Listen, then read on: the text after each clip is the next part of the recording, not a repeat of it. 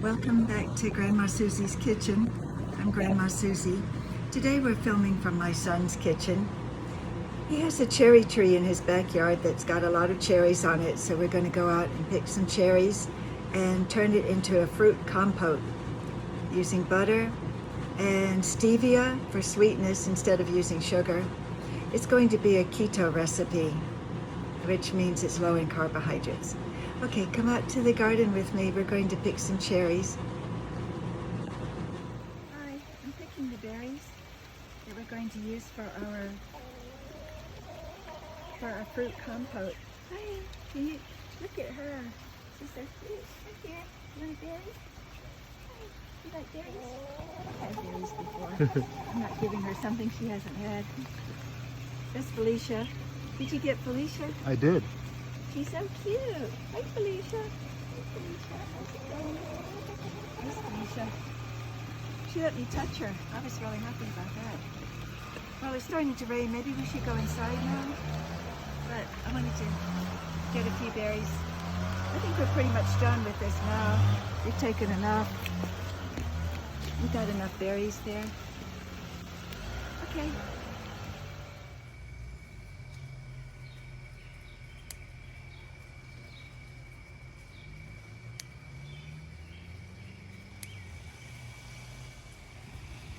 Beautiful. Welcome to Grandma Susie's kitchen. I'm filming from my son's house today. So we're going to pick some cherries and we're going to bring them over to the sink. Actually, we already picked the cherries and we're bringing them over to the sink. This one starts in the middle. I'm just going to want to rinse the cherries. Maybe be careful because they're kind of soft. I don't want to damage them. I think we probably had 3 cups, 4 cups of cherries in there, probably. Okay, then we're going to turn it into a recipe.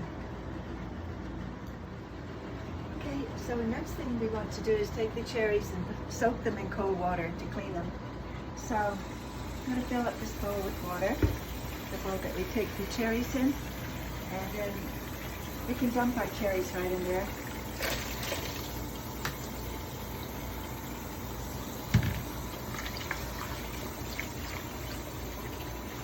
We'll just let them soak for a few minutes.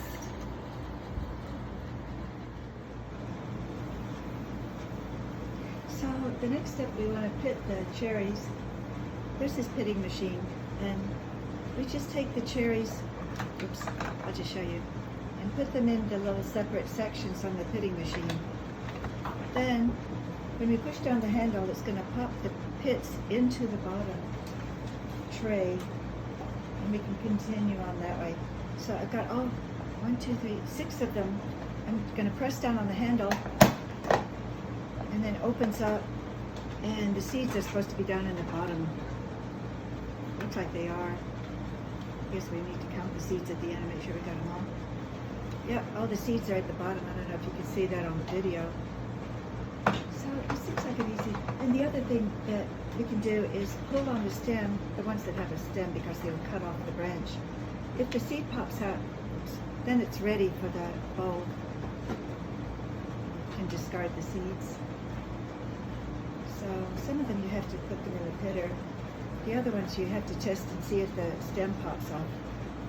That one did too. That one's pitted automatically. I guess you could get really fast at this if you do it long enough, you know. This is my first time. Because the cherry tree was just a baby last year, and this year it's big enough to actually bear fruit and make pies and everything. So, yeah, it's working. All the little seeds are coming out to make sure they don't fall in with the good stuff, with the cherries themselves. So, yeah. Sometimes it punches out the seed, but it stays there, so you have to make sure it's out of there. Okay, that's how it's going to look. I'll keep on with this for a little while longer. That's enough video. We're nearing the end of the process of pitting the fruit. We've gotten a real system going where we just examine the fruit to make sure that the little pit isn't clinging to it. And then we put it in the bowl with the others. Just make a pile for the pits. Really, it doesn't take long to learn this. Most of the time the pit is just clinging to the side of the fruit anyway, so you just pick it off and put the fruit in the bowl. But there's something I just discovered, like suppose I were a primitive person and living in the jungles. What I would do is just pick off the cap of it and squeeze out the fruit, or the seed, and then put it with the rest of my stuff. Because you don't, this one's rotted. Because first you pull on the stem, if that works, sometimes that will pull out the seed. Just take the seed out. And put the cherry in the bowl with the other cherries. I'll try to use my words here. Just squeeze out the seed. Might take your whole hand to do it, you know, but squeeze out the seed and then put the good cherries in the bowl. See? Just squeeze the seed out. It's so easy to, you know, it's not rocket science, you know, it's like you can squeeze out the seed and just use the cherry. It's really easy to grow cherries and to pit them. You don't even need a cherry picker. I mean, you don't need this machine. It's fun though, you know, you can put the cherries in there. It does 6 at the same time. Let's see if the seed will come out. And then you smash down the handle and the seed comes out. So that's basically how it's done.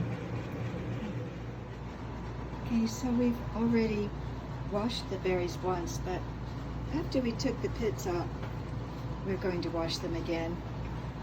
Just let them soak for a little while, make sure they're clean. The next step is taking the berries, all the cherries, and putting them in the pan. I've already got this on medium heat, and then add a cup of water to it. We're going to let this cook for 10 minutes. And we're going to make a fruit compote, cherry compote. And once it cooks down into a thick paste, like the consistency of applesauce, then we're going to add a little butter, cinnamon, and stevia, and make a fruit compote. Then we're going to serve it with, probably with brie cheese. We'll find a way to serve it. Okay, the cherries are cooking over a medium heat in the pan. Let's just check them. They're starting to get hot and soft, but they haven't really cooked yet. I'll just keep checking them. When they start to soften and turn mushy and thicker, then we can add the butter and stevia to them.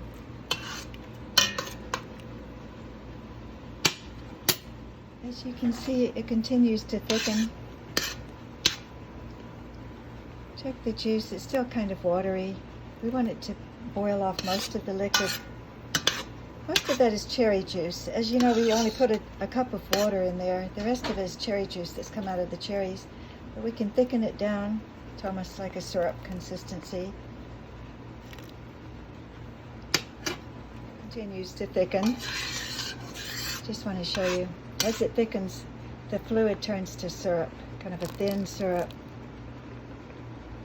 It still has a ways to go before it's thick enough, but we can use a potato masher on it. Might as well puree it a little bit with the masher. Helps to break it down a little bit.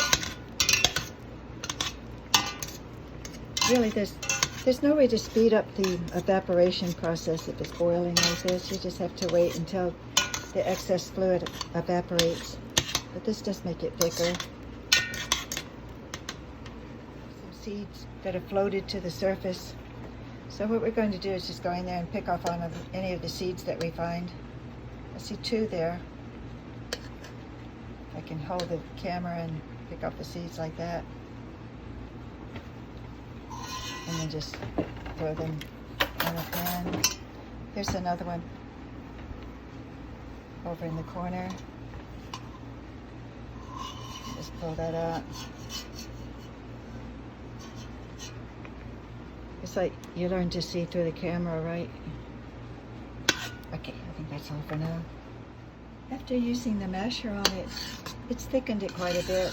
It's become more of a puree texture now, as if you would put it in the blender. What we're going to do is we put it on low setting, like a 2, and we're going to let it simmer for a while. Simmering means that it's got those little bubbles coming up. It's a very slow boil. Then we'll come back and check it later. The compote is almost ready. It's all cooked down to a nice thick consistency. So the next thing we're going to do is to add butter to it. Say maybe 2 tablespoons of butter. Just drop it right in there.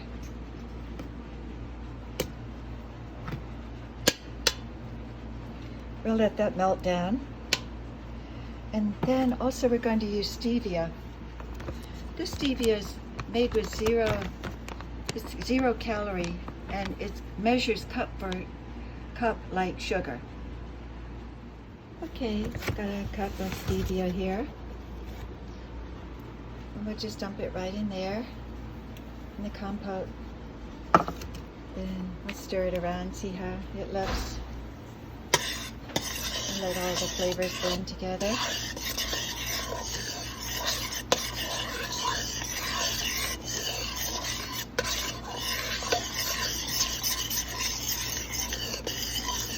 The cherries are very tart, that's why we're using so much stevia.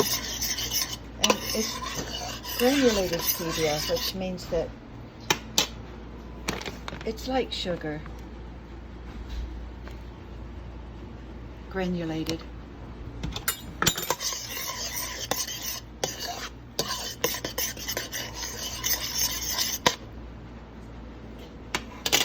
I tasted it, it was kind of tart, so I'm going to add another scoop of sugar substitute, which is stevia, to it. I'm going to try to sweeten it up a little bit. So that's a total of 2 cups of stevia.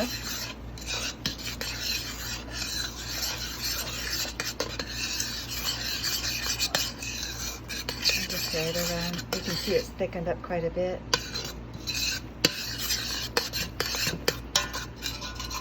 Until it's thoroughly blended.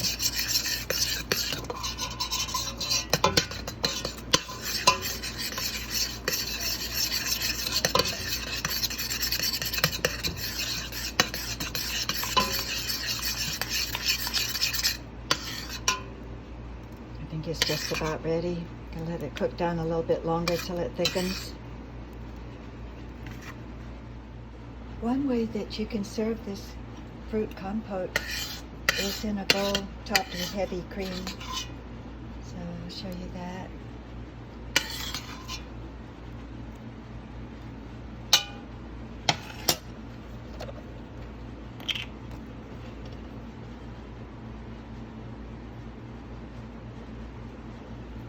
The cream gets rid of some of the tartness. It's really delicious this way.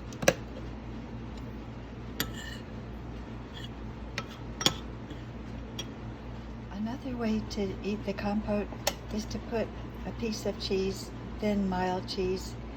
You can use Swiss, American cheese, you can use mozzarella, any mild cheese, mild cheddar, and just put a little scoop of that on the cheese as a topping to the cheese. You can fold it over, make it into a bite.